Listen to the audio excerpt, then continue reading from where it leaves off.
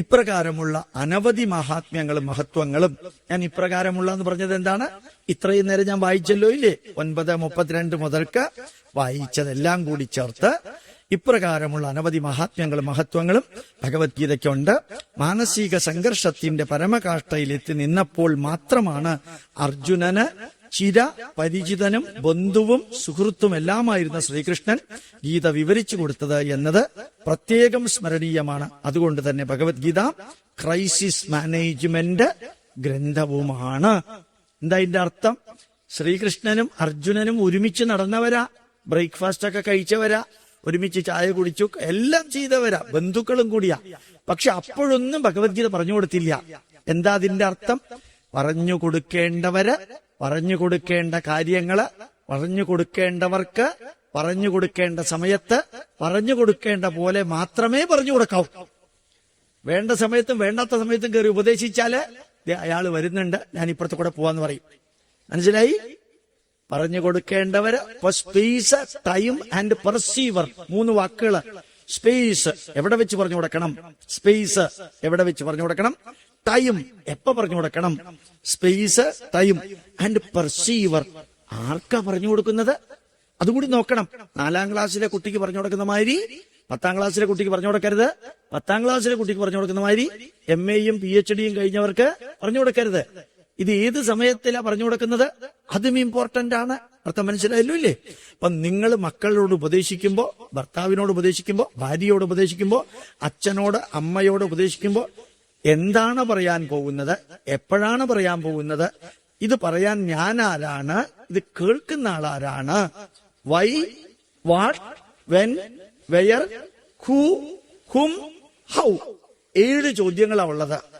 Y, what, why should I say, when should I say, where should I say, who am I to say, to whom I am saying, how should I say, and what should I say. 7 ചോദ്യങ്ങൾ. നല്ല അർത്ഥവത്തായിട്ടുള്ള ഇതാണ്. അപ്പൊ ശ്രീകൃഷ്ണൻ അത്രയും സമയം ഒന്നും പറഞ്ഞു കൊടുത്തില്ല. തലേ ദിവസം വൈകുന്നേരം ഇഷ്ടം മാതിരി സമയം ഉണ്ടായിരുന്നു, വേണമെങ്കിൽ പറഞ്ഞു കൊടുക്കായിരുന്നു, പറഞ്ഞു കൊടുത്തില്ല. യുദ്ധക്കളത്തിലെത്തി 2 പാർട്ടിയുടെയും നടുക്ക് ഇത് വെച്ചപ്പോഴാണ്, രഥം വന്നപ്പോഴാണ് പറഞ്ഞത്. അപ്പൊ ഏത് കാര്യം പറഞ്ഞു കൊടുക്കുമ്പോഴും പറഞ്ഞു കൊടുക്കേണ്ട സമയത്ത് വേണം പറഞ്ഞു. ആ സമയം കഴിഞ്ഞിട്ട് പിന്നെ പറഞ്ഞു കൊടുത്തിട്ട് ചിലപ്പോ പ്രയോജനം ഇല്ല. അപ്പോ കറക്റ്റായിട്ട് നമ്മൾ പറഞ്ഞു കൊടുക്കാൻ പഠിക്കണം. ക്രൈസിസ് മാനേജ്മെന്റ് എന്ന് പറഞ്ഞാൽ എന്താണ്? സംഘർഷപൂരിതമായ അവസ്ഥയിൽ വേണം ഉപദേശം കൊടുക്കാൻ, ദുഃഖപൂരിതമായ അവസ്ഥയിൽ വേണം ആശ്വാസവാക്കുകൾ കൊടുക്കാൻ, വിജയിച്ചുകൊണ്ട് വരുമ്പോ വേണം അഭിനന്ദിക്കാൻ. അർത്ഥം മനസ്സിലായി പറഞ്ഞത്? ദുഃഖത്തിൽ വരുമ്പോഴാണ് ആശ്വസിപ്പിക്കേണ്ടത്, സംഘർഷത്തിലാണ് ഉപദേശം കൊടുക്കേണ്ടത്, വിജയിച്ചു വരുമ്പോഴാണ് അഭിനന്ദിക്കേണ്ടത്. താൻ കഴിഞ്ഞതിന്റെ മുമ്പിലത്തെ വർഷം ഒളിമ്പിക്സിന് പോയില്ലേ, ഇപ്പൊ എന്റെ കൺഗ്രാജുലേഷൻ എന്ന് പറഞ്ഞാൽ എങ്ങനെ ഇരിക്കും? കഴിഞ്ഞതിന്റെ മുമ്പിലത്തെ വർഷം പോയതിന് ഇപ്പൊ കൺഗ്രാജുലേഷൻ കൊടുത്തിട്ട് ഇന്നലെ ഉപ്പുമാവ് കൊടുത്തിട്ട് ഇന്ന് ചട്നി കൊടുക്കണമായിരിക്കും. അർത്ഥം മനസ്സിലായി? അപ്പൊ ഏതിനും സന്തോഷത്തോടുകൂടി വരുമ്പോ അഭിനന്ദിക്കണം, വിജയിച്ചു വരുമ്പോ അഭിനന്ദിക്കണം, ദുഃഖിച്ചു വരുമ്പോ ആശ്വസിപ്പിക്കണം, തളർന്നു വരുമ്പോഴത്തേക്കും മോട്ടിവേറ്റ് ചെയ്യണം, പ്രോത്സാഹിപ്പിക്കണം. ഈ വാക്കുകളെല്ലാം ഇമ്പോർട്ടന്റ് ആണ്, ഓർക്കാം. ലോകത്തിൽ ഏറ്റവും അധികം ഭാഷകളിലേക്ക് വിവർത്തനം ചെയ്യപ്പെട്ടിട്ടുള്ള ഗ്രന്ഥങ്ങളുടെ കൂട്ടത്തിൽ ഭഗവത്ഗീതയും ഉൾപ്പെടുന്നു എന്നുള്ളത് സ്മരണീയമാണ്. എല്ലാവരും ഭഗവത്ഗീത ഇന്ന് വായിക്കുന്നവരുണ്ട്. അതുകൊണ്ട് തന്നെ ഗീത ഒരു പ്രായോഗിക ധർമ്മശാസ്ത്രമാണ്. ഉപദേശം മാത്രമല്ല, ധർമ്മശാസ്ത്രത്തിന്റെ പ്രായോഗിക വശമാണ് ഭഗവത്ഗീത. അതുകൊണ്ട് മഹാഭാരതവും രാമായണവും ശരിക്ക് എന്താ നമ്മൾ പറയുക, അപ്ലൈഡ് ധർമ്മശാസ്ത്ര. Chemistry, applied chemistry. Physics, applied physics. Mathematics, applied mathematics. ധർമ്മശാസ്ത്രം, അപ്ലൈഡ് ധർമ്മശാസ്ത്രം. ഇപ്പൊ ഭഗവത്ഗീത അപ്ലൈഡ് ധർമ്മശാസ്ത്രം ഉള്ളതാണ്. നെഗറ്റീവുകളെ പോസിറ്റീവുകളാക്കി മാറ്റാൻ കഴിവുള്ള ഒരു പൈതൃകത്തിന്റെ അവകാശികളായ നമുക്ക് അഭിമാനിക്കാനുള്ള അവസരമുണ്ടാകുന്നത് അർജുനന്റെ തളർച്ചയിൽ നിന്നാണ് ഗീതയുടെ വളർച്ച എന്നതാണ്. അർത്ഥം മനസ്സിലായി? നിങ്ങൾക്കറിയാം, ഭരദ്വാജ മഹർഷിയും വാൽമീകിയും തമസാ നദീതീരത്തേക്ക് കുളിക്കാൻ പോകുന്ന സമയത്ത് ഒരു വേടൻ 2 പക്ഷികളിൽ ഒരെണ്ണത്തിനെ അമ്പെയ്തിട്ടില്ലായിരുന്നു എങ്കില് രാമായണം ഇല്ല. ചത്ത പാമ്പിനെ പരീക്ഷിത്ത് ശമീക മഹർഷിയുടെ കഴുത്തിലിട്ടില്ലായിരുന്നുവെങ്കില് ഭാഗവത ഇല്ല. അർജുനൻ കുരുക്ഷേത്ര ഭൂമിയിൽ തളർന്ന് വീണില്ലായിരുന്നെങ്കിൽ ഭഗവത്ഗീതയില്ല. അതുകൊണ്ട് ഓർമ്മിക്കുക, നെഗറ്റീവ് എന്ന് വെച്ചാൽ മനസ്സിലായല്ലോ. നെഗറ്റീവുകളെ കുറിച്ച് സംസാരിക്കുന്നവര് ആദ്യത്തെ വിഭാഗം ജനത, നെഗറ്റീവുകളെ പരിഹരിക്കുന്നത് രണ്ടാമത്തെ വിഭാഗം ജനത, നെഗറ്റീവുകളെ പോസിറ്റീവുകളാക്കി മാറ്റുന്നത് മൂന്നാമത്തെ വിഭാഗം. നിങ്ങൾ ഇതിൽ പഠനം മൂന്നാമത്തെ. അർത്ഥം മനസ്സിലായി?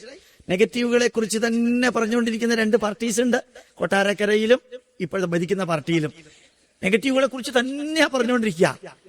അതൊരു വിഭാഗം. ഭരിക്കുന്ന ആളാണെങ്കിൽ ഇതൊന്ന് പരിഹരിക്കാൻ ശ്രമിച്ചുകൊണ്ടേയിരിക്കുന്നു. പക്ഷെ ചെയ്യേണ്ടത് 8 ലക്ഷം രൂപയുടെ ഷർട്ട് ഇട്ടത് ശരിയാണോ? അല്ല. പക്ഷെ ആ 8 ലക്ഷം രൂപയുടെ ഷർട്ട് വിറ്റപ്പോ 4.5 കോടി. ഇപ്പൊ നെഗറ്റീവിനെ അത് ഗംഗ ക്ലീൻ ചെയ്യാൻ ഉപയോഗിച്ചു. ആര് ചെയ്തു എന്നല്ല ഞാൻ പറഞ്ഞത്, എങ്ങനെ നെഗറ്റീവിനെ പോസിറ്റീവ് ആക്കണം, എങ്ങനെ നെഗറ്റീവിനെ ചെയ്തത് തെറ്റാ. 8 ലക്ഷം രൂപയുടെയോ 2 ലക്ഷം രൂപയുടെയോ ഷർട്ട് ഇടാൻ വേണ്ടിയിട്ട് ഒരു ചായക്കടക്കാരൻ ശ്രമിക്കരുതായിരുന്നു. അത് തെറ്റ്. പക്ഷെ ആ തെറ്റിനെ 8 മാസം കിട്ടിയ സാധനം കൂടി ലേലം വിളിച്ചപ്പോ ഗംഗാനദിയുടെ ഒരു 10 കിലോമീറ്റർ ക്ലീൻ ചെയ്യാൻ പറ്റും. അപ്പൊ നെഗറ്റീവിനെ പോസിറ്റീവ് ആക്കിയതാണ് ഭഗവത്ഗീത. ഓർമ്മിക്ക, ഗീതയിൽ പാരമാർത്ഥികമായ സത്യങ്ങളായ ഉപനിഷത്ത് ചിന്താധാരകളുടെ സത്താണുള്ളത്. സർവോപനിഷദോ ഗാവോ ദോഗ്ധ ഗോപാലനന്ദന. എല്ലാ ഉപനിഷത്തുക്കളും ഒരു പശുവാണെന്ന് വിചാരിച്ചാൽ അതിൽ നിന്ന് കറന്നെടുക്കുന്ന പാലാണ് ഭഗവത്ഗീത. അതിന്റെ പ്രത്യേകത എന്താ? ഇങ്ങനെ ഒരു കമ്പാരിസൺ വരാൻ കാരണം എന്താ? പശുവിനെ രാവിലെ കറന്നാൽ പാല് കിട്ടും, ഉച്ചയ്ക്ക് കറന്നാലോ വൈകുന്നേരം കറന്നാലോ പിറ്റേ ദിവസം കറന്നാലോ കിട്ടും. അപ്പൊ ഭഗവത്ഗീത പഠിക്കുന്നതിനനുസരിച്ച് വായിക്കുന്നതിനനുസരിച്ച് വീണ്ടും വീണ്ടും വീണ്ടും പുതിയ പുതിയ പുതിയ പാനങ്ങള് നമുക്ക് ലഭിച്ചുകൊണ്ടേയിരിക്കും എന്നുള്ളതാണ് ഭഗവത്ഗീതയുടെ പ്രത്യേകത. അതുപോലെ പ്രായോഗിക ഗീതയിൽ പാരമാർത്ഥിക സത്യങ്ങളായ ഉപനിഷത്ത് ചിന്താധാരകളുടെ സത്താണ് ഉള്ളത്. അതുപോലെ പ്രായോഗിക ധർമ്മശാസ്ത്രത്തിന്റെ സത്യം അടങ്ങിയിരിക്കുന്നു. നമ്മൾ എന്ത് ചെയ്യണമെന്ന് ഉപദേശിക്കാൻ എളുപ്പമാണ്, അത് ചെയ്ത് കാണിച്ചു കൊടുക്കാൻ അത്ര എളുപ്പമല്ല. ഈ ഭഗവത്ഗീത ചെയ്ത് കാണിച്ചു കൊടുക്കാനുള്ള ഇതാണ്. ഇപ്പൊ നമ്മൾ എന്താ ചെയ്യാ? അടി തെറ്റിയാൽ അമ്പലത്തിലെ പ്രസിഡന്റും വീഴും അല്ലെ? കുരയ്ക്കുന്ന സെക്രട്ടറി കടിക്കില്ല, കടിക്കുന്ന വൈസ് പ്രസിഡന്റ് കുരയ്ക്കില്ല, മിന്നുന്ന കമ്മിറ്റി അംഗങ്ങളെല്ലാം പൊന്നല്ല, ചൂടുവെള്ളത്തിൽ വീണ ട്രഷറർ പച്ചവെള്ളം കണ്ടാൽ ഇടിക്കും. ഇത് പ്രായോഗികം, മറ്റേത് താത്വികം. മനസ്സിലായി? ഇത് ട്രഷറർക്ക് അപ്ലിക്കബിൾ ആണ്, ഇത് പ്രസിഡന്റിനും സെക്രട്ടറിക്കും എല്ലാം ബാധകമായിട്ടുള്ളത്. അപ്പോ വെറുതെ ഭഗവത്ഗീത വായിച്ചാ പോരാ, അതിൽ നിന്ന് ജീവിതത്തില് നമുക്ക് മനസ്സിലാക്കി പകർത്താൻ ധാരാളമുണ്ട്. ആ ഭഗവത്ഗീത മനഃപ്പാടമാക്കാനായില്ലെങ്കിലും അതിന്റെ അഗാധമായ സന്ദേശങ്ങൾ ജീവിതത്തിൽ പകർത്താൻ വിഷമമുണ്ടാവുകയില്ല. ഉറപ്പാ. ഗോപാലകൃഷ്ണൻ ജീവിതത്തിൽ പകർത്താത്തത് നിങ്ങളോട് പറയില്ല, നിങ്ങൾക്ക് പകർത്താൻ ബുദ്ധിമുട്ടുള്ളത് ഞാൻ നിങ്ങളോട് പറയില്ല. നമുക്ക് സാധിക്കുന്നതേ ഉള്ളൂ. അതിന് ഹിമാലയത്തിൽ തപസ് ചെയ്യാനൊന്നും പോകണ്ട. കൃഷ്ണൻ തന്നെ പറയുന്നത് ജനകാദയ ലോകസംഗ്രഹമേവാപി സംപശ്യൻ കർത്തുമർഹസി. ഭഗവത്ഗീതയിൽ ഭംഗിയായിട്ട് പറഞ്ഞിരിക്കുന്ന ഒരു വരിയുണ്ട്. ഭഗവത്ഗീത ആരംഭിച്ച് കുറെ മുമ്പോട്ട് പോയാൽ ഒരു രാജാവിന്റെ പേര് മാത്രമേ പറയുന്നുള്ളൂ, ജനക മഹാരാജ. അതായത് ലോകം മുഴുവനും ഭാരതം മുഴുവനും ഭരിച്ചുകൊണ്ടിരുന്നപ്പോഴും അദ്ദേഹം അതിനോട് ബോണ്ടേജ് ഉണ്ടായിരുന്നില്ല. അറ്റാച്ച്മെന്റ് ഉണ്ടായിരുന്നു, ബോണ്ടേജ് ഉണ്ടായിരുന്നില്ല. അപ്പൊ ഈ രാജ്യം ഭരിക്കുമ്പോ പോലും ബോണ്ടേജ് ഇല്ലാതെ ഭരിക്കാൻ സാധിക്കുമെന്ന് ഉദാഹരണ സഹിതം കൃഷ്ണൻ പറയുന്നത്, നമ്മള് ഈ വെള്ളത്തിൽ പൊങ്ങിക്കിടക്കുമ്പോ പോലും താമരയില പോലെ നനയാതെ നമുക്ക് ജീവിക്കാൻ സാധിക്കും. ശരിക്കും അത് കറക്റ്റാണ്. എന്റെ മകൻ 45 ദിവസമായിട്ട് വീട്ടിലുണ്ടായിരുന്നു. അവൻ ഇന്നലെ രാത്രി 12 മണിക്കുള്ള ട്രെയിനിൽ പോയപ്പോ എന്റെ ഭാര്യ കരഞ്ഞില്ല, ഞങ്ങൾ കരഞ്ഞില്ല. നീ വരും, നീ പോകും, അടുത്ത പ്രാവശ്യം വരുമ്പോ ഞങ്ങൾ ഉണ്ടെങ്കിൽ ഉണ്ട്, ഇല്ലെങ്കിൽ ഇല്ല. ഇതൊക്കെ ജീവിതത്തിന്റെ ഭാഗമാണ്. പക്ഷേ കരഞ്ഞിരുന്നൊരു കാലം ഉണ്ടായി. വന്നു പോകുമ്പോ ഇനി എത്ര കാലം കഴിഞ്ഞിട്ടാ നീ വരിക? ഇപ്പോ നീ വരും, നീ പോകും എന്നുള്ളത് അറ്റാച്ച്മെന്റ്. നീ വരുമ്പോഴും പോകുമ്പോഴും ഓവർ ചിരിക്കുകയും പോകുമ്പോ ഓവർ കരയുകയും ചെയ്യുന്നത് ബോണ്ടേജ്. അപ്പൊ വേണ്ടത് എന്താണ്? അറ്റാച്ച്മെന്റ് വേണം. ഏതെങ്കിലും സന്യാസി നിങ്ങളോട് അറ്റാച്ച്മെന്റ് പാടില്ല എന്ന് പറഞ്ഞാൽ അതനുസരിക്കല്ലേ. ഈശ്വരാനുഗ്രഹം കൊണ്ട് സന്യാസിമാർ പറയുന്നത് നമ്മൾ കേൾക്കണില്ല, അതുകൊണ്ട് രക്ഷപ്പെട്ടു പോകുന്നു നമ്മൾ എന്ന് ചിലപ്പോൾ എനിക്ക് തോന്നാറുണ്ട്. കാരണം അറ്റാച്ച്മെന്റ് പാടില്ല എന്ന് പറഞ്ഞാൽ ഒന്ന് ആലോചിച്ച് നോക്കുക. ഭാര്യയ്ക്ക് ഭർത്താവിനോട് അറ്റാച്ച്മെന്റ് ഇല്ല, ഭർത്താവിന് ഭാര്യയോട് അറ്റാച്ച്മെന്റ് ഇല്ല, അച്ഛനും അമ്മയ്ക്ക് മക്കളോട് അറ്റാച്ച്മെന്റ് ഇല്ല, മക്കൾക്ക് അച്ഛനും അമ്മയോട് അറ്റാച്ച്മെന്റ് ഇല്ല, കമ്പനിക്ക് ഡയറക്ടറോട് അറ്റാച്ച്മെന്റ് ഇല്ല, ഡയറക്ടർക്ക് കമ്പനിയോട് അറ്റാച്ച്മെന്റ് ഇല്ല എങ്കിൽ എന്താ സംഭവിക്കുക? അതുകൊണ്ട് ഇംഗ്ലീഷ് വാക്ക് തെറ്റായിട്ടാണ് ചിലർ ഉപയോഗിക്കുന്നത്. കൃഷ്ണൻ അവിടെയൊക്കെ വളരെ ക്ലിയറാ. യജ്ഞാർത്ഥാത് കർമ്മണോന്യത്ര ലോകോയം കർമ്മബന്ധനഃ. ലോകോയം കർമ്മബന്ധനഃ. ബന്ധനം പാടില്ല എന്നാ കൃഷ്ണൻ പറഞ്ഞിരിക്കുന്നത്. ബന്ധം വേണം. ഇല്ലെങ്കിൽ കൃഷ്ണൻ അർജുനനോട് ഇതൊക്കെ ഉപദേശിക്കേണ്ട കാര്യമുണ്ടോ? നീയായി നിന്റെ പാടായി ഞാൻ പോവാണെന്ന് പറഞ്ഞ കൃഷ്ണന് പോയിക്കൂടെ? എന്തിന് അർജുനൻ ഉപദേശിച്ചു? അർജുനനോട് അറ്റാച്ച്മെന്റ് ഉണ്ട്. മാമേ വൈശ്യതി സത്യം തേ പ്രതിജാനേ പ്രിയോസിമേ. എന്താ ഇതിന്റെ അർത്ഥം? നീ എനിക്ക് പ്രിയപ്പെട്ടവനാണ്. ഈ പ്രിയപ്പെട്ടവനാണെന്ന് പറഞ്ഞ അറ്റാച്ച്മെന്റ് അല്ലേ? നീ എനിക്ക് പ്രിയപ്പെട്ടവനാണെന്ന് അറിഞ്ഞുകൊണ്ട് തന്നെ ഞാൻ നിനക്ക് ഈ ഉപദേശം തരുന്നു. അപ്പൊ അറ്റാച്ച്മെന്റ് കൃഷ്ണൻ ഒഴിവാക്കിയിട്ടൊന്നുമില്ല. ബോണ്ടേജ് വേണ്ട. ഗോപികമാരെയൊക്കെ ഉപേക്ഷിച്ച് നേരെ ദ്വാരകയിലേക്ക് പോകുമ്പോ കൃഷ്ണൻ കരഞ്ഞൊന്നുമില്ല. ഉദ്ധവരോട് വിളിച്ചു പറഞ്ഞു അവരെയൊക്കെ ആശ്വസിപ്പിക്കുക. ഈ ലോകത്തിൽ ആരും പെർമനന്റ് അല്ല ഉദ്ധവ. അന്ന് ഇംഗ്ലീഷ് കൂടി കൃഷ്ണൻ അറിയാമായിരുന്നെങ്കിൽ ഇന്ന് അമേരിക്കൻ പ്രസിഡന്റിനെ കവച്ചു വെട്ടിയനെ. ശരിക്ക് ഒന്നും പെർമനന്റ് അല്ല ഉദ്ധവ. എല്ലാവരെയും പറഞ്ഞ് സമാധാനിപ്പിക്കുക. ഇനി ഞാൻ അങ്ങോട്ട് വരണമൊന്നുമില്ല. ശരിക്ക് കാലപ്പഴക്കം ചെല്ലുമ്പോൾ എല്ലാം തിരിച്ചു പോവേണ്ടതാണ് എന്ന ബോധം കൃഷ്ണൻ പറഞ്ഞു കൊടുത്ത പോലെ ലോകത്തിലെ ആരും പറഞ്ഞു കൊടുത്തിട്ടില്ല. അപ്പൊ ജീവിതത്തിൽ പകർത്താൻ ബുദ്ധിമുട്ടുണ്ടാവില്ല. അതുകൊണ്ട് തന്നെയാണ് ഗീതാ സന്ദേശം സംക്ഷിപ്തമായി ഇവിടെ കുറിക്കുന്നത്. സാധാരണക്കാർക്ക് ഗീതാ സന്ദേശങ്ങൾ ഒന്ന് എത്തി നോക്കുവാനായി മാത്രം. ഇതൊന്ന് എത്തി നോക്കാനേ. ഇത് പഠിച്ചു കഴിഞ്ഞാൽ ഞാൻ ഭഗവത്ഗീത പഠിച്ചു എന്ന് പറയല്ലേ. ഭഗവത്ഗീതയുടെ സന്ദേശം വായിച്ചു എന്നേ പറയാം.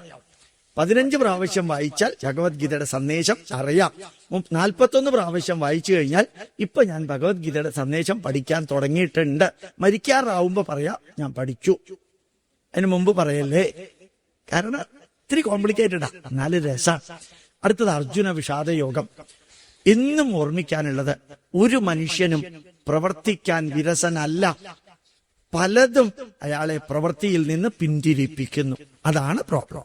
ശരിക്ക് അർജുനൻ വിരാട സന്നിധിയിൽ വെച്ച് ഭീഷ്മരോടും ദ്രോണരോടും ദുര്യോധനനോടും കർണനോടും ഒക്കെ യുദ്ധം ചെയ്ത ആളാണ്. വിരാട സന്നിധിയിൽ വെച്ച് അർജുനൻ യുദ്ധം ചെയ്ത ആളാണ്. അപ്പൊ ഒന്നും തളർന്നില്ല. ഇപ്പൊ മാത്രം തളരാൻ കാരണം എന്താ? അപ്പൊ തളരാത്താര് ഇപ്പൊ തളരാൻ കാരണം എന്താണ്? സിമ്പിൾ ആൻസർ ആണ്. യുദ്ധം തുടങ്ങുന്നതിന്റെ മുമ്പിലത്തെ ദിവസം ധൃതരാഷ്ട്രര് അർജുനനൊരു കത്ത് കൊടുത്തയച്ചു. എന്താ കത്തറിയോ? നീ എനിക്ക് ഏറ്റവും പ്രിയപ്പെട്ട എന്റെ മകനാണ്. എന്റെ രക്തത്തിൽ നീ ജനിച്ചില്ലെന്ന് മാത്രമേ ഉള്ളൂ. പ്രിയപ്പെട്ട അർജുന, എന്റെ മടിയിൽ നീ കളിച്ചു വളർന്നു. നിന്റെ കൈകൊണ്ട് എന്റെ മക്കളുടെ മരണം ഉണ്ടാവരുത്. എന്താ ഇതിന്റെ അർത്ഥം? നിന്റെ കൈകൊണ്ട് സാമ്പാർ ഉണ്ടാക്കരുതെന്ന് പറഞ്ഞാൽ കഷ്ണം നുറുക്കാൻ പറ്റില്ല, തീ കത്തിക്കാൻ പറ്റില്ല, ഇളക്കാൻ പറ്റില്ല, അളക്കാൻ പറ്റില്ല അല്ലേ? നിന്റെ കൈകൊണ്ട് സാമ്പാർ ഉണ്ടാക്കരുതെന്ന് പറഞ്ഞാൽ ദൂരെ കസേരയിൽ മാറിയിരിക്കാനേ പറ്റുള്ളൂ. വിറക് വെക്കുന്നത് മുതൽക്ക് താഴത്തേക്ക് ഇറക്കി വെക്കുന്നത് വരെ നിന്റെ കൈകൊണ്ട് ചെയ്യാൻ പാടില്ല. ഒറ്റ വരിയ, നിന്റെ കൈകൊണ്ട് എന്റെ മക്കളുടെ മരണം ഉണ്ടാവരുത് എന്നൊരു സന്ദേശം കിട്ടിയതോടുകൂടി ധൃതരാഷ്ട്രരുടെ മുഖമാണ് യുദ്ധക്കളത്തിൽ ചെന്നപ്പോ മുത്തശ്ശൻ, കണ്ണു കാണാത്ത മുത്തശ്ശന്റെ മുഖമാണ്, അച്ഛന്റെ സ്ഥാനത്ത് തന്നെ വളർത്തിയ വ്യക്തിയുടെ മുഖമാണ് മനസ്സിൽ. അതാണ് അർജുനനെ തളർത്തിയത്. അല്ലാണ്ട് അർജുനന് യുദ്ധത്തിന് ഭയമൊന്നും ഉണ്ടായിരുന്നില്ല. നമ്മുടെ മക്കളെയും വീട്ടുകാരെയും പലരെയും പലപ്പോഴും തളർത്തുന്നത് ശരീരത്തിന്റെ തളർച്ചയല്ല, മനസ്സിന്റെയും തളർച്ചയല്ല. മനസ്സിലേക്ക് ചില ഓർമ്മകള് വരുമ്പോ ആ സമയത്തുണ്ടാവുന്ന ആ സമയത്ത് ആ ഓർമ്മയിൽ നിന്ന് അയാളെ ഒന്ന് മോചിപ്പിച്ചാല് അയാൾ വളരെയധികം മാറിക്കിട്ടും. ഇപ്പൊ നമ്മുടെ കുട്ടികളെ പഠിപ്പിക്കുമ്പോ അവരുടെ പ്രശ്നം എന്താണെന്ന് ആദ്യം കേൾക്കണം. അതാണ് കൃഷ്ണൻ ചെയ്തത്. കൃഷ്ണൻ അർജുനന്റെ മുമ്പില് കൈയിട്ട് നിൽക്കുകയല്ലേ ചെയ്തത്. അർജുന വിഷാദ യോഗത്തിൽ അർജുനൻ എല്ലാം പറഞ്ഞു തീരുന്നത് വരെ കൃഷ്ണൻ വെറുതെ ഭ്രമരം എന്ന സിനിമ കാണുന്ന മാതിരി നിന്നു, വെറുതെ നിൽക്കുക ചെയ്തത്. ഇപ്പൊ യുദ്ധക്ഷേത്രത്തിലാ നീ നിൽക്കുന്നത്, ഇതുപോലെയുള്ള കാര്യങ്ങളൊന്നും പറയല്ലേ, കറക്റ്റ് യുദ്ധം ചെയ്യാൻ റെഡിയാവുമെന്നാ പറയേണ്ടിയിരുന്നത്, അതല്ല പറഞ്ഞത്. പറയാനുള്ളത് മുഴുവനും പറഞ്ഞു കഴിഞ്ഞപ്പോഴാണ് അർജുനന്റെ മനസ്സില്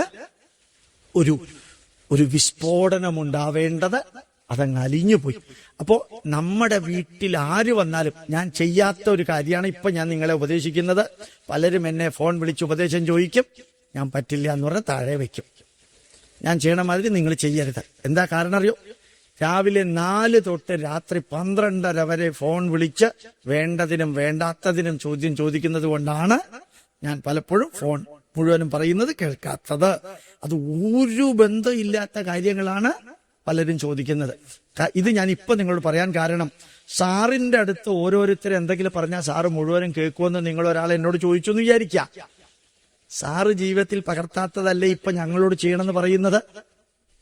ഞാൻ വീണ്ടും പറയുന്നു, സംഭവവുമായിട്ട് അല്ലെങ്കിൽ ജീവിതവുമായിട്ട് അഗാധമായ വേദനയുമായിട്ട് പ്രശ്നങ്ങളുമായിട്ട് കൺഫ്യൂഷനുമായിട്ട് ബന്ധപ്പെട്ട കാര്യങ്ങളാണ് നിങ്ങളുടെ മക്കളോ ഭാര്യയോ ഭർത്താവോ ബന്ധുക്കളോ വിദ്യാർത്ഥികളോ എന്ന് പറയുന്നതെങ്കിൽ ഞാനും കേൾക്കാറുണ്ട്, നിങ്ങളും കേൾക്കണം. മുഴുവനും കേൾക്കുന്നത് വരെ ഒരു വാക്കുപോലും തിരിച്ച് പറയരുത്. മുഴുവനും പറയാനുള്ള അവസരം. ഇതാണ് എന്റെ പ്രോബ്ലം എന്ന് പറയുന്നത് വരെ കൃഷ്ണൻ കേട്ടോണ്ടിരുന്നു. അപ്പൊ നമുക്ക് നോക്കാം. അർജുന വിഷാദയോഗം. മഹാഭാരത യുദ്ധം ആരംഭിച്ചതിനെ കുറിച്ച് ധൃതരാഷ്ട്രർ സഞ്ജയനോട് ചോദിക്കുന്ന വരി, എന്റെ ആൾക്കാരും പാണ്ഡവരുടെ ആൾക്കാരും ധർമ്മക്ഷേത്രമാകുന്ന കുരുക്ഷേത്രത്തിൽ എന്തെല്ലാം ചെയ്തു? ആ ചോദ്യത്തോടു കൂടി ഭഗവത്ഗീത ആരംഭിക്കുന്നു. അതിന് മറുപടിയായി സഞ്ജയൻ യുദ്ധക്ഷേത്രത്തില് 2 പക്ഷത്തുമുള്ളവരെയും ആദ്യം ധൃതരാഷ്ട്രർക്ക് പരിചയപ്പെടുത്തുന്നു. അർത്ഥം മനസ്സിലായി? അപ്പൊ സഞ്ജയൻ ചെയ്തത് ഒരു ഇൻട്രൊഡക്ഷനാണ്. യുദ്ധക്ഷേത്രത്തിൽ എന്തെല്ലാം നടക്കുന്നു എന്നുള്ളതിനെ കുറിച്ചുള്ള ഒരു ഇൻട്രൊഡക്ഷനാണ് ഭഗവത്ഗീതയിൽ കൊടുക്കുന്നത്. എന്നിട്ട് യുദ്ധാരംഭത്തിന്റെ ഭാഗമായി പാണ്ഡവ കൗരവ പക്ഷത്തുള്ളവർ മുഴക്കിയ യുദ്ധകാഹളവും ശംഖഭേരീധ്വനിയും സഞ്ജയൻ വിവരിച്ചു കൊടുക്കുന്നു. അതായത് യുദ്ധക്ഷേത്രത്തെ കുറിച്ച് ഈ ഭഗവത്ഗീത വായിക്കുന്നവർക്ക് ഒരു ഫീലിംഗ് ഉണ്ടാക്കണം. അടുക്കളയുടെ ഫീലിംഗ് അല്ല ഉണ്ടാക്കേണ്ടത്, അമ്പലത്തിലെ ഫീലിംഗ് അല്ല ഉണ്ടാക്കേണ്ടത്, പൊതുമൈതാനത്തുള്ള ഫീലിംഗ് അല്ല ഉണ്ടാക്കേണ്ടത്, നാടകം കാണുന്ന ഫീലിംഗ് അല്ല വായനക്കാരുടെ മനസ്സിലുണ്ടാവേണ്ടത്. ഉണ്ടാക്കേണ്ടത് ലോകത്തിലെ ഏറ്റവും വലിയ ക്രൈസിസ്. ഏറ്റവും വലിയ ക്രൈസിസ് ഏതാ?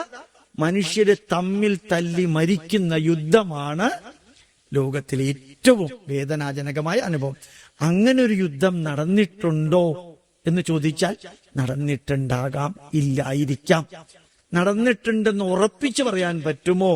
ഡോക്ടർ ചിൽഡ്രസ് എന്ന് പറയുന്ന കേംബ്രിഡ്ജ് യൂണിവേഴ്സിറ്റിയിലെ പ്രൊഫസർ കുരുക്ഷേത്ര ഭൂമിയില് കുറേ അധികം ഡോക്ടർ ചിൽഡ്രസ് CHILDRESS കുഴിച്ച് കുറെ നോക്കിയപ്പോ ഒത്തിരി അസ്ഥികൂടങ്ങൾ കിട്ടി. അസ്ഥികൂടങ്ങളല്ല, അസ്ഥിയുടെ കഷ്ണങ്ങൾ കിട്ടി. ആ അസ്ഥിയുടെ കഷ്ണത്തില് നാഗസാക്കിയിലും ഹിരോഷിമയിലും മരിച്ചു വീണവരുടെ മണ്ണിന്റെ അടിയിലുള്ള അസ്ഥിയിലുള്ള റേഡിയോ ആക്ടിവിറ്റിയുടെ 7 ഇരട്ടി റേഡിയോ ആക്ടിവിറ്റി കുരുക്ഷേത്ര ഭൂമിയിൽ നിന്ന് കുഴിച്ചെടുത്ത അസ്ഥികളിലുണ്ടെന്ന് അദ്ദേഹം തെളിയിക്കുന്നു. അപ്പൊ ഒരു യുദ്ധം നടന്നിട്ടുണ്ട് എന്നും വളരെ ഭീകരമായ ഉപകരണങ്ങള് ഉപയോഗിക്കാൻ സാധ്യതയുണ്ടെന്നും തോന്നുന്നു എന്ന് പറഞ്ഞാൽ മതി, ഉണ്ടെന്നൊന്നും പറയാൻ പോവണ്ട. ഇപ്പൊ നിങ്ങളുടെ കുട്ടികളുടെ അടുത്ത്, നമ്മുടെ കുട്ടികളുടെ അടുത്ത് മഹാത്മാഗാന്ധി ഉണ്ടായിരുന്നോ എന്ന് ചോദിച്ചാൽ എന്ത് പറയും? എന്നൊക്കെ കാണിച്ചു തരുമോ എന്ന് ചോദിച്ചാൽ നമുക്ക് ഉണ്ടായിരുന്നു എന്നേ പറയാൻ പറ്റുള്ളൂ. ഉണ്ടായിരുന്നു എന്ന് പറയാം. കാണിച്ചു കൊടുക്കാൻ പറ്റില്ല. ഫോട്ടോ വേണമെങ്കിൽ കാണിച്ചു കൊടുക്കാം. അതിപ്പോ യുദ്ധത്തിന്റെ ഫോട്ടോ കാണിച്ചു കൊടുക്കാൻ പറ്റും. ശ്രീകൃഷ്ണൻ അർജുനന് ഉപദേശിക്കുന്ന ഫോട്ടോ കാണിച്ചു കൊടുക്കാൻ പറ്റും. അതുകൊണ്ട് നാരായണ ഗുരുദേവൻ പറഞ്ഞതുപോലെ വാദിക്കാനും ജയിക്കാനും ശ്രമിക്കരുത്. ഒരു കാരണവശാലും സനാതന ധർമ്മത്തിന്റെ ഒന്നിനെക്കുറിച്ചും നമ്മൾ എന്തിനാ ഈ വാദിക്കാനും ജയിക്കാനും ശ്രമിക്കുന്നത്? അറിയാനും അറിയിക്കാനും ശ്രമിച്ചു. അറിയാനും അറിയിക്കലും മാത്രമാണ് നമ്മളുടെ ജോലി. അതുകൊണ്ട് യുദ്ധാരംഭത്തിന്റെ ഭാഗമായി രണ്ടു പക്ഷം നിൽക്കുന്ന തന്റെ ബന്ധുക്കളെയും അവരുടെ കൂടെയുള്ളവരെയും കണ്ടിട്ട് തകർന്ന മനസ്സോടെ ശ്രീകൃഷ്ണനോടായി വിലപിച്ചുകൊണ്ട് അർജുനൻ പറയുന്നു. അപ്പൊ ഇത് എവിടെയാന്ന് നോക്കണം. ധൃതരാഷ്ട്രരുടെ അടുത്ത് സഞ്ജയൻ വിവരിക്കുന്നതാണ് കഴിഞ്ഞു പോയ സംഭവം എന്താണെന്ന്. അടുത്ത പാരഗ്രാഫ് നോക്കാം. ഹേ കൃഷ്ണ, രണ്ടു പക്ഷത്തും നിൽക്കുന്ന സ്വജനങ്ങളെ കാണുമ്പോൾ ഇവരെയെല്ലാം ആണല്ലോ യുദ്ധത്തിൽ വധിക്കേണ്ടതെന്നോർത്ത് ഞാൻ ആകപ്പാടെ തളരും. അതായത് ശരിക്കൊരു മനുഷ്യൻ തളരുന്നത് എപ്പോഴറിയോ? ഇപ്പൊ എന്റെ മുമ്പിൽ കാണുന്നവരെ നാളെ ഞാൻ കാണില്ലല്ലോ എന്നോർക്കുമ്പോഴാണ് ഒരു മനുഷ്യന് ഏറ്റവും അധികം തളരുന്നത്. അതാണ് ഈ മരണം പൊട്ടിക്കരച്ചിലിന് കാരണമാകുന്നത്. എന്തുകൊണ്ടാ മരണം? പലരുടെയും മരണം പൊട്ടിക്കരച്ചിലിന് കാരണമാകുന്നത് എന്താണ്? അയാൾ അത് അവസാനിക്കാം. ഇനി ജീവിതത്തിൽ ആ മനുഷ്യനെ തിരിച്ചു കാണാൻ പറ്റില്ല. എറണാകുളത്ത് പോയവൻ, ഡൽഹിയിൽ പോയവര്, അമേരിക്കയിൽ പോയവര് ഒരു പക്ഷേ അയാൾ ഇനി തിരിച്ചു വരില്ല എന്ന് പറഞ്ഞിട്ടാ പോയതെങ്കിലും എപ്പോഴെങ്കിലും കാണാൻ സാധ്യതയുണ്ടെന്നൊരു പ്രതീക്ഷയുള്ളത് കൊണ്ട് പൊട്ടിക്കരയാറില്ല, കുറേശ്ശെ കരയാറേ ഉള്ളൂ. ഇപ്പൊ ആരും കരയാറില്ല. ഇപ്പൊ ഇങ്ങനെ കരച്ചിലേ ഇല്ല. കാരണം നമ്മളൊക്കെ I am a Complan boy, I am a Complan girl ആയ സ്ഥിതിക്ക് I am not a human boy, I am not a human girl, so I need not cry at all. അപ്പോ പണ്ടത്തെ മാതിരി ഒന്നും ഇപ്പൊ കരയാറില്ല ആരും. പണ്ട് സ്ത്രീകൾ കല്യാണം കഴിച്ചു പോകുമ്പോ രാവിലെ മുതൽക്ക് കരയാൻ തുടങ്ങും. ഇപ്പൊ കല്യാണം കഴിച്ചു പോകുന്നതും കല്യാണം തീരുമാനിച്ചത് മുതൽക്ക് വളരെ വളരെ ഹാപ്പിയാ ഇവിടെ നിന്ന് പോയി കിട്ടുമല്ലോ. അതുകൊണ്ടാ ഈ പരസ്പരം എന്ന സീരിയലില് ഇന്നലെ ആ കുട്ടി പോയതിനു ശേഷം ഭയങ്കരമായിട്ട് ചിരിച്ചതൊക്കെ അല്ലേ? അപ്പോ ഓർമ്മിക്ക, ഇവിടെ എന്റെ മുമ്പിലുള്ളവരെല്ലാം യുദ്ധത്തില് ഒന്നില്ലെങ്കിൽ ഞങ്ങൾ മരിക്കും, അല്ലെങ്കിൽ അവര് മരിക്കും. ഇപ്പൊ മരണം എന്നുള്ളത് യുദ്ധത്തിൽ ഉറപ്പായ സ്ഥിതിക്ക് ഒരു ജീവിതത്തിന്റെ അന്ത്യത്തിലേക്ക് എത്തുന്നു എന്ന കാരണത്തിലാണ് അർജുനൻ തളർന്നത്. വിപരീതങ്ങളായ ശകുനങ്ങൾ കാണുന്നു അർജുന. കൃഷ്ണ, ഇവിടെ നമ്മൾ എപ്പോഴും ഓർമ്മിക്കാനുള്ളത് ഈ നിമിത്താനി ച പശ്യാമി വിപരീതാനി കേശവ. കൃഷ്ണനോട് അർജുനൻ പറഞ്ഞതാ ഇത്. ശ്രീകൃഷ്ണൻ ഒരു അവതാരാണേ. ശ്രീകൃഷ്ണന് വേണമെങ്കിൽ പറയാം, നിമിത്തങ്ങൾ ശരിയായിട്ടുള്ളത് കാണാത്തത് കൊണ്ട് അർജുന നമുക്ക് കുറച്ച് കഴിഞ്ഞിട്ട് മതി യുദ്ധം തുടങ്ങാൻ എന്നൊന്നും കൃഷ്ണൻ പറഞ്ഞില്ല. ഈ നിമിത്തവും ഒരു പ്രശ്നമല്ല. 7ാം ഭാവത്തിൽ ചൊവ്വയുണ്ടെങ്കിൽ ചൊവ്വാദോഷം ഒരു പ്രശ്നമല്ല. പാപജാതകവും ഒരു പ്രശ്നമല്ല. 1.5 പൊരുത്തം എന്നൊരു മണ്ണാങ്കട്ടിയും ഇല്ല. ഇതൊക്കെ വെറുതെ ഇടയ്ക്ക് പലരും ഉണ്ടാക്കണതാണ്. 1.5 പൊരുത്തം അത് പുതിയ സാധനമാണ്. ഏതെടുത്താലും 1.5 രൂപ എന്ന് പറഞ്ഞ മാതിരിയാ. അങ്ങനെയുള്ളൊരു പൊരുത്തം ഒന്നും ഇല്ല. ഞാൻ ചിലപ്പോ 17 ക്ലാസ്സായി ജ്യോതിഷത്തെ കുറിച്ച് എടുക്കുന്നു. അത് പ്രിന്റഡ് നോട്ട് കയ്യിൽ കൊടുത്തിട്ടാണ്. 7 വർഷം ജ്യോതിഷം പഠിക്കാൻ ഭാഗ്യം കിട്ടിയ ഒരു വ്യക്തിയാ. ഒരു കുട്ടി ഭൂമിയിലേക്ക് വരുന്നത് 5 പ്രക്രിയ. ഒന്ന് അച്ഛന്റെയും അമ്മയുടെയും ബീജവും അണ്ടവും ചേരുന്ന സമയം. അത് ആർക്കാ ലഗ്നമായിട്ട് എടുക്കാൻ പറ്റുക? ആർക്കും പറ്റില്ല. 2 ശിരോദർശനം, കുട്ടി ജനിക്കുമ്പോ ശിരസ് കാണുന്ന സമയം. 2 ഭൂസ്പർശനം, അത് പറ്റിയില്ലെങ്കിൽ ഭൂമിയിൽ തൊടുന്നത്. അത് പറ്റിയില്ലെങ്കിൽ രോദനം, കുട്ടി കരയുന്ന സമയം. അത് പറ്റിയില്ലെങ്കിൽ പൊക്കിൾ കൊടി. ഇത് 4ഉം തമ്മില് ആദ്യത്തേത് ഞാൻ വിട്ടുകളഞ്ഞിരിക്കുന്നു. അതായത് ശിരോദർശനം, രോദനം, ഭൂസ്പർശനം, കടീബന്ധനം. ഇത് 4ഉം തമ്മിൽ എത്ര സമയത്തിന്റെ വ്യത്യാസം വേണമെങ്കിലും വരാം. പിന്നെ എങ്ങനെ ഈ 7ാം ഭാവത്തിൽ ചൊവ്വയുണ്ടെന്ന് പറഞ്ഞിട്ട് ചൊവ്വാദോഷമാണെന്നും പറഞ്ഞിട്ട് കുടുംബം കുത്തുവാള എടുപ്പിക്കുന്ന വിധത്തിൽ ചില ജ്യോത്സ്യന്മാര് പറയുന്ന കേൾക്കുമ്പോ എനിക്ക് വേദന തോന്നാറുണ്ട്. കൃഷ്ണൻ നോക്കാം, നിമിത്താനി ച പശ്യാമി വിപരീതാനി കേശവ എന്ന് അർജുനൻ കൃഷ്ണനോട് പറഞ്ഞപ്പോ കൃഷ്ണൻ അത് ഇഗ്നോർ ചെയ്തു. ആ വാക്കാണ് കറക്റ്റ്. അത് കേട്ടുപോലും ഇല്ല കൃഷ്ണൻ. ആ വരിയെ ശ്രദ്ധിച്ചില്ല. അതാണ് ശ്രീകൃഷ്ണന്റെ മഹത്വം. അതായത് ആവശ്യമില്ലാത്തതൊന്നും പറയേണ്ട സമയമല്ല, പറയേണ്ട സ്ഥലമല്ല യുദ്ധക്ഷേത്രം. അവിടെ ഒരു ലക്ഷ്യവും. അവിടെ അധർമ്മത്തിനെതിരെ ധർമ്മം അനുശാസിക്കുന്നവര് അവരവരുടെ പ്രവൃത്തി ചെയ്യുക. ഞാൻ ഈ വരി പ്രത്യേകം പറയാൻ കാരണം, ഈ ശകുനം കണ്ടു, നിമിത്തം കണ്ടു, ജാതകം ചേർന്നില്ല, അതൊന്നും ഈ ലോകത്തില് 21ാം നൂറ്റാണ്ടിൽ അത്ര പ്രാധാന്യമുള്ളതല്ല. അത് നിരാകരിക്കണം എന്നല്ല പറഞ്ഞത്. അതിന്റെ അടിമയായിട്ട് ജീവിക്കരുത്. നമുക്കത് പ്രയോജനപ്പെടുത്താൻ സാധിക്കുമെങ്കിൽ പ്രയോജനപ്പെടുത്താൻ സാധിച്ചു. 6:30 വിളക്ക് കത്തിക്കാൻ പറ്റിയില്ല സാറേ, 8 മണിക്ക് കത്തിച്ച പ്രശ്നമുണ്ടെന്ന് തോന്നുകയാണെങ്കിൽ കത്തിക്കണ്ട. പ്രശ്നം ഇല്ല എങ്കിൽ കത്തിക്കാം. ഈ തോന്നൽ നമ്മളുടെ പേരിൽ 8 മണിക്ക് കത്തിച്ച ഈശ്വരൻ നിങ്ങളുടെ വിളക്കൊണ്ടല്ലേ ജീവിക്കുന്നേ, നിങ്ങൾക്ക് വേറെ പണിയൊന്നുമില്ലല്ലോ. അപ്പൊ ഇതൊന്നും നമ്മുടെ മനസ്സിൽ അതൊരു പ്രശ്നമൊന്നും ആവരുതെന്ന് പറയാൻ വേണ്ടി ഞാൻ ഈ വരി എഴുതിയതാ. എനിക്ക് വിജയവും രാജ്യവും സുഖഭോഗങ്ങളും ഒന്നും വേണ്ട, ജീവിതത്തിൽ പ്രവർത്തിക്കാൻ വിമുഖത കാണിക്കുന്ന വ്യക്തികളുടെ വരിയാണ്. എനിക്ക് റാങ്ക് ഒന്നും വേണ്ട അമ്മേ, എങ്ങനെയെങ്കിലൊക്കെ ഞാൻ ചെറുതായിട്ട് ജീവിച്ചോളാം എന്ന് പറയുന്ന പഠിക്കാൻ പറ്റാത്തതിന്റെ റിഫ്ലക്ഷനാണത്. ഈ ബന്ധുഹത്യ എന്ന മഹാപാപം ചെയ്യാൻ എനിക്കാവില്ല.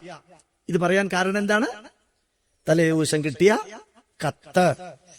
സ്വജനങ്ങളെ വധിച്ച് എന്ത് രാജ്യം, എന്ത് സുഖഭോഗങ്ങൾ ലഭിക്കാനാണ് കൃഷ്ണ സ്വന്തം കുലം നശിപ്പിക്കുക എന്ന അധർമ്മവും അതിലൂടെ കുലസങ്കരമുണ്ടാകാൻ കാരണവും അതിനാൽ നരകം അനുഭവിക്കേണ്ടി വരുന്ന അവസ്ഥയുമെല്ലാം ഈ യുദ്ധം കാരണമാകുമെന്നതിനാൽ ഈ മഹാപാതകത്തിന് നമ്മൾ, ഇത്രയും നേരം അർജുനൻ ഞാൻ എന്നാ പറഞ്ഞിരുന്നത്, ഇവിടെ വന്നപ്പോ എന്ത് പറഞ്ഞു? നമ്മൾ രണ്ടുപേരും. അതായത് ഞാൻ നിന്നെയും കൂടി കൂട്ടുപിടിക്കാം. ഞാൻ പഠിക്കാത്തതിന്, ഞാൻ പരീക്ഷ എഴുതാത്തതിന് മുമ്പിലുള്ളവനെയും കൂട്ടുപിടിക്കുന്ന മാതിരി എനിക്ക് യുദ്ധം ചെയ്യാൻ പറ്റാത്തത് കൊണ്ട് നമ്മള് ഈ മഹാപാപത്തിന് നിൽക്കരുത്. പലപ്പോഴും തെറ്റ് ചെയ്യുന്നവര് കൂടെ ഉള്ളവരെയും കൂടി ചേർത്താണ് സംസാരിക്കുക. എന്താ കാരണം അറിയോ? അപ്പൊ ബേസ് കുറെ കൂടി വലുതായി. ചില മന്ത്രിമാര് പറയുന്നത് കേട്ടല്ലോ, വിഴിഞ്ഞം ടെൻഡർ തുറക്കാൻ ആരും ഇല്ല, അത് എന്റെ കുഴപ്പമല്ല, അതുകൊണ്ട് ഞങ്ങൾ തീരുമാനിച്ചു അതിന്റെ ദിവസം മാർച്ച് 25 വരെ നീട്ടാൻ. ഇത്രയും നേരം ഞാനാ തീരുമാനിച്ചിരുന്നത്. ഇപ്പൊ ഞങ്ങളാക്കാൻ കാരണം എന്താ? അതിന്റെ കുറ്റം ഒറ്റയ്ക്ക് നെഞ്ചത്തേറ്റേണ്ടി വരുന്നത് കൊണ്ട് ഞാൻ എന്നുള്ളത് ഞങ്ങളാക്കി.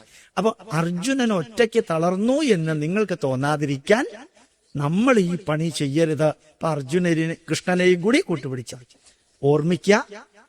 പലപ്പോഴും പലതും ചെയ്യാതിരിക്കുന്നവർ പറയുന്ന ഒരു കാര്യമാണ്, ഞാൻ അമൃതാനന്ദമയിയുടെ കർമ്മമണ്ഡലത്തിലില്ല, സായിബാബയുടെ ഇല്ല, ബ്രഹ്മകുമാരീസിന്റെ ഇല്ല, ചിന്മയാ മിഷനിലില്ല, ഞങ്ങള് മറ്റൊന്നിലും ഇടപെടാറില്ല.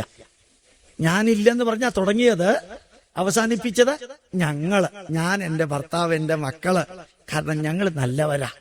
ഒന്നിനോട് നമുക്ക് അവിടെയുള്ള പൊളിറ്റിക്സിലൊന്നും ഞങ്ങളില്ല. അപ്പൊ ഞങ്ങളില്ല എന്ന് പറയുമ്പോ ഇയാളെ ആരും ഉപദേശിക്കില്ല, കാരണം ഒരു പറ്റമില്ല. എപ്പോഴും പ്രവർത്തിക്കാത്തവര് പ്ലൂരല് പറയാൻ ആഗ്രഹിക്കും. പ്രവർത്തിക്കാത്തവര് പ്ലൂരലായിട്ട്, ബഹുവചനമായിട്ടാണ് പറയുക.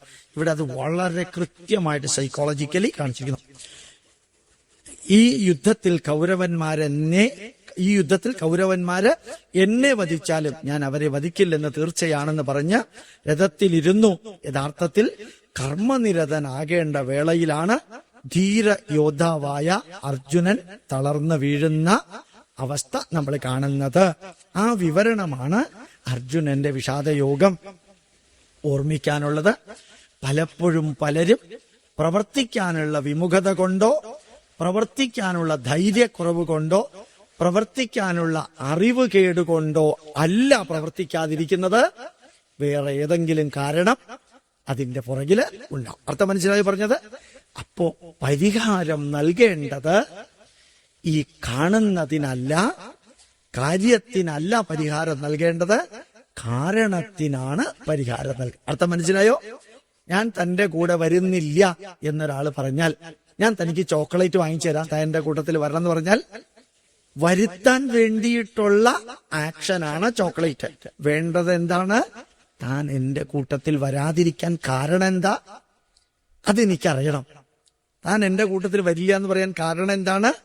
കഴിഞ്ഞ വർഷം തന്റെ കൂട്ടത്തിൽ വന്ന് ഉച്ചയ്ക്ക് 1 മണി കഴിഞ്ഞ്, 2 മണി കഴിഞ്ഞ്, 3 മണി കഴിഞ്ഞ്, 5 മണിയായിട്ട് താൻ എനിക്ക് പച്ചവെള്ളം മേടിച്ച് തന്നില്ല. അതുകൊണ്ട് തന്നെ ഞാൻ തന്റെ കൂട്ടത്തിൽ വരണില്ല. ഇപ്രാവശ്യം അബദ്ധം സംഭവിക്കാൻ. അർത്ഥം മനസ്സിലായോ? കഴിഞ്ഞ പ്രാവശ്യം വന്നിട്ട് വൈകുന്നേരം വരെ ഒന്നും മേടിച്ചു കൊടുത്തില്ല, അതാണ് വരില്ല എന്ന് പറയാൻ കാരണം. അപ്പൊ കാരണമാണ് ഇല്ലാതെയാകേണ്ടത്. അപ്പൊ കാര്യം തന്നെ താനെ കാരണാഭാവേ കാര്യാഭാവ. കാരണമില്ലാതെയായാൽ പല കാര്യങ്ങളും പല പ്രശ്നങ്ങളും ഇല്ലാതെയാവും. വളരെ വളരെ സിമ്പിളാണ്, ഓരോന്നും സിമ്പിളാണ്. അപ്പൊ ചിലരൊക്കെ പാർട്ടിക്കകത്ത് പ്രശ്നം ഉണ്ടാക്കുമ്പോ പിടിച്ച് ജില്ലാ നേതാവായിട്ട് കൊടുത്തേക്കാം, പിന്നെ അയാൾ പ്രശ്നം ഉണ്ടാക്കില്ല. അയാൾ പ്രശ്നം ഉണ്ടാക്കാൻ കാരണം ആത്മാർത്ഥത കൊണ്ടൊന്നുമല്ല, പൊസിഷൻ ഇല്ലാത്തതുകൊണ്ടാണ്, കസേര ഇല്ലാത്തതുകൊണ്ടാണ്. അപ്പൊ ഒരെണ്ണം പിടിച്ച് കൊടുത്തേക്കാം. അത് ഏറ്റവും തല്ല് പിടുത്തമുള്ള സ്ഥലത്ത് കൊടുത്തു കഴിഞ്ഞാൽ അയാൾ സ്വസ്ഥമായിട്ടിരുന്നോളൂ. ഞാൻ ചിലപ്പോ പറയാറുണ്ട്, നമ്മൾ പ്രാർത്ഥിക്കാറുള്ളത് ദേവാനാം സതതം പ്രിയ പ്രഭാകരോ മഹാതേജോ ദീപോയം പ്രതിഗ്രഹ്യത. സൂര്യന് വിളക്ക് വെക്കുന്ന മാതിരിയാ നമ്മൾ വിളക്കെത്തിക്കുക. നമ്മൾ പ്രാർത്ഥിക്കുന്നത് തമസോമാ ജ്യോതിർഗമയ. പക്ഷെ ഈ ജന്മദിനത്തിന് കേക്ക് മുമ്പിൽ വെച്ചിട്ട് എന്താ നമ്മൾ ചെയ്യുക? കത്തിച്ചുകൊണ്ടിരിക്കുന്ന വിളക്ക് ഊതിക്കെടുത്തി പ്രാർത്ഥിക്കുന്നത് തമസോമാ ജ്യോതിർഗമയ, പ്രവർത്തിക്കുന്നത് ജ്യോതിർമാ തമസോഗമയ. പ്രവർത്തിക്കുന്നത് എന്താണ്? ഇത് എന്തിനാ? ഇത് ഈ വിളക്ക് ഊതിക്കെടുത്തണ എന്തിനാ? അമേരിക്കക്കാർ അങ്ങനെയാ ചെയ്യുന്നത്. അമേരിക്കക്കാർ നല്ല ഊതി നിൽക്കും, നിങ്ങൾ എന്തിനാ നിൽക്കാൻ പോണത്? അപ്പോ വിളക്ക് കേക്ക് കട്ട് ചെയ്യുന്നത് തന്നെ ഒരർത്ഥം ഇല്ലാത്തതാണ്. അത് യേശുക്രിസ്തു അവനവന്റെ ശരീരം എന്ന് പറഞ്ഞ് മുറിച്ച സാധനമാണ് ഈ കേക്ക് മുറിക്കുന്നത്. ഇനി അഥവാ അത് മുറിച്ചേ മതിയാവൂ എങ്കിൽ ഈ വിളക്ക് ഊതിക്കെടുത്താതിരിക്കുക, എന്നിട്ട് മുറിച്ചതിന് ശേഷം ഏറ്റവും വലിയ കഷ്ണം എടുത്തിട്ട് ഏറ്റവും കൂടുതൽ സംസാരിക്കുന്ന ആളുടെ വായിൽ കൊടുക്കാം. അർത്ഥം മനസ്സിലായല്ലോ? അപ്പോ കാരണാഭാവേ കാര്യ, അയാളുടെ വായിൽ ഇതാണെങ്കിൽ കുറെ നേരത്തേക്ക് നമുക്ക് സ്വസ്ഥത കിട്ടും. കാരണാഭാവേ കാര്യാഭാവ. അപ്പോ അർജുനന്റെ വിഷാദയോഗം പോലെ നമ്മുടെ എല്ലാവരുടെ ജീവിതത്തില് ദുഃഖമുണ്ടാവും. ആ പുറത്ത് കാണുന്ന കാരണമായിരിക്കില്ല ആ ദുഃഖത്തിന്റെ ആധാരം. അത് വേറെ ഏതൊക്കെയോ സംഭവങ്ങളായിരിക്കും. ആ സംഭവങ്ങൾ കൂടി തിരിച്ചറിഞ്ഞ് അതിനാണ് പരിഹാരം കാണേണ്ടത്. ശ്രീകൃഷ്ണൻ ചെയ്തത് എന്താണ്? നീ എന്തുകൊണ്ട് യുദ്ധം ചെയ്യുന്നില്ല എന്ന് കൃഷ്ണൻ ചോദിച്ചില്ല. കൃഷ്ണൻ നേരെ റൂട്ടിലേക്ക് പോയി. എവിടേക്കാ പോയത്? മൂലത്തേക്ക് പോയി.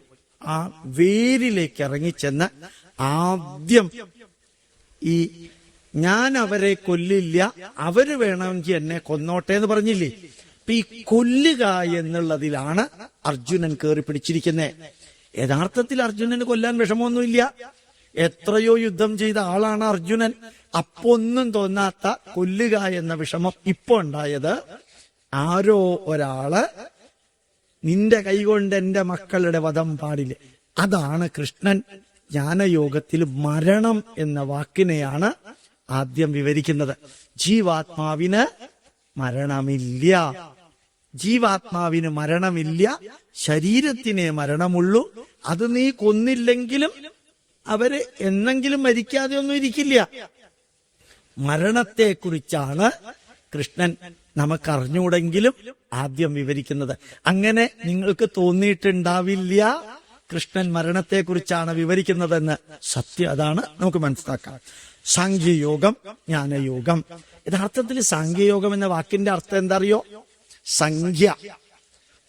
സാഖ്യ എന്നുള്ളതിന്റെ അടിസ്ഥാനം സംഖ്യ. ഏതാ സംഖ്യ? പേജ് മനസ്സിലായല്ലോ ഇല്ലേ? 4ാമത്തെ പേജ്. ഈ പുസ്തകത്തില് ഈ പുസ്തകം കിട്ടാത്തവരുണ്ടോ? പുസ്തകം കിട്ടാത്തവരുണ്ടെങ്കിൽ കൈ ഉയർത്താം, അവിടുന്ന് നിങ്ങൾക്ക് തരും. അവിടെ 1-2 പേരുണ്ടെന്ന് തോന്നുന്നു. നോക്ക്, 4ാമത്തെ പേജിലാണ് പറഞ്ഞിരിക്കുന്നത് സാഖ്യയോഗം. സംഖ്യ എന്ന് പറഞ്ഞാല് പഞ്ച ജ്ഞാനേന്ദ്രിയങ്ങള് 5, പഞ്ചകർമ്മേന്ദ്രിയങ്ങള് 5, പഞ്ചഭൂതം 5, പഞ്ചപ്രാണൻ 5 പ്ലസ് മനസ്സ് 21. 21 സംഖ്യ. സംഖ്യ എന്ന് പറയുന്നത് 21. എന്താ 21 എന്ന് വരാൻ കാരണം മനസ്സിലായി? പഞ്ചപ്രാണൻ, പഞ്ചഭൂതം, പഞ്ചകർമ്മേന്ദ്രിയം, പഞ്ചജ്ഞാനേന്ദ്രിയം പ്ലസ് മനസ്സ്. 5 × 4 + 1 21.